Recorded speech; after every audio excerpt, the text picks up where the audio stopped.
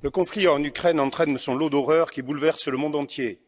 Les scènes de dévastation et de désolation se multiplient, le nombre de victimes ne cesse d'augmenter.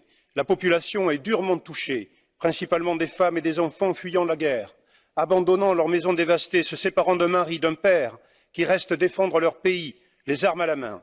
Il est insupportable de voir de telles scènes, de tels drames sur le continent européen sont intolérables.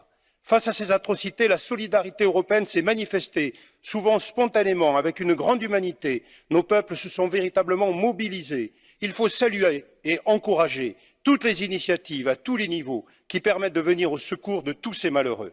Parmi les pays remarquables, on compte la Pologne, qui accueille 2,5 millions de réfugiés, la Hongrie, la République tchèque, la Roumanie. Ce sont des exemples du meilleur que peut donner une véritable Europe des nations.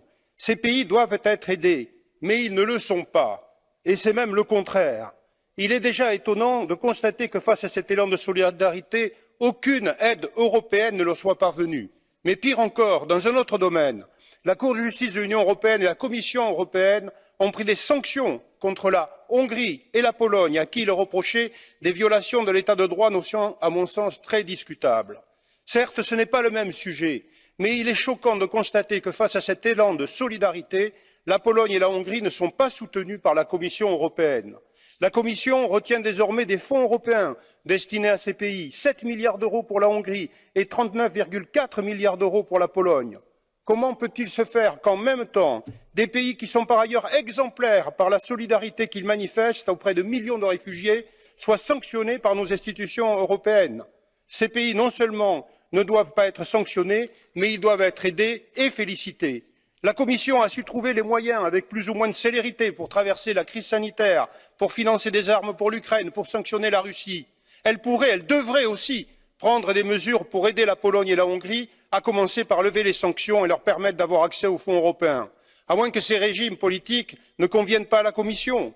Et nous sommes, je dois le dire, particulièrement scandalisés que la gauche et les libéraux de ce Parlement européen fassent pression sur la Commission pour qu'elle ne débloque pas ces 39,4 milliards d'euros pour la Pologne.